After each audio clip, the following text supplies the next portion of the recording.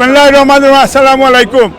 প্রথমে এই যে কোটা সংস্কার আন্দোলনে যারা শহীদ হয়েছে, শহীদ রাষ্ট্রপতি জিয়াউর রহমান, স্বাধীনতার ঘোষক, দেশের প্রথম প্রেসিডেন্ট শহীদ রাষ্ট্রপতি জিয়াউর রহমান সহ আজ পর্যন্ত যারা বিভিন্ন গণতান্ত্রিক আন্দোলনে যারা আত্মাহুতি দিয়েছে তাদের আত্মার মাগফিরাত কামনা করছি।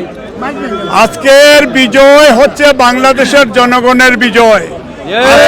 বিষয় হচ্ছে আমরা বাংলাদেশে প্রত্যেকটা ধর্ম বিশ্বাসীদের বিজয়। আজকে বিজয় হয়েছে জাতীয়তাবাদের বিজয়, আজকে বিজয় হয়েছে ইসলামিক মূল্যবোধের বিশ্বাসীদের বিজয়।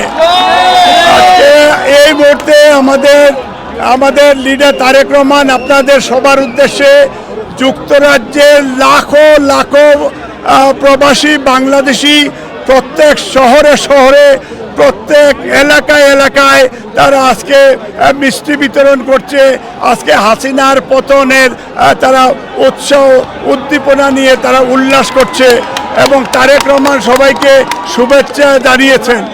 আমরা আমাদের এক দফা আমরা দাবি এখন বাংলাদেশের সেই সাম্য মানবিক মর্যাদা ন্যায় বিচার ফিরে আসবে এবং শহীদদের যারা শহীদ হয়েছে তাদের বিচার হবে।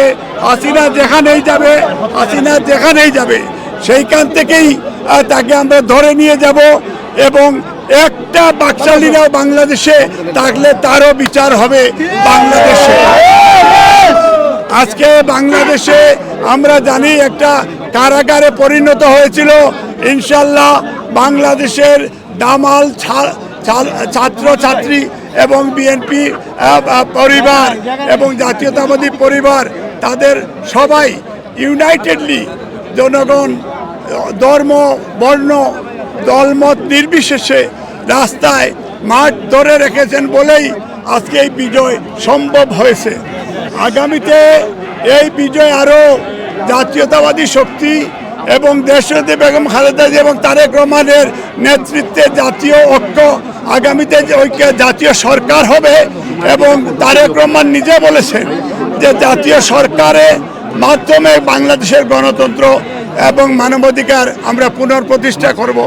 আমরা যতক্ষণ পর্যন্ত না এই দেশের গণতন্ত্র পুনরুদ্ধার না হবে আপনারা সবাই মাঠে থাকবেন, সবাই শক্ত অবস্থান নেবেন, সবাই বেগম খালেদা জিয়ার পাশে থাকবেন, তারেক রহমানের পাশে থাকবেন, আন্দোলনকারীদের পাশে থাকবেন এবং আমাদের স্লোগান হবে আমাদের লড়াই চাই, এ লড়াই আমাদের জিততে হবে, এই লড়াই বাঁচার লড়াই, এ লড়াইয়ে জিততে হবে।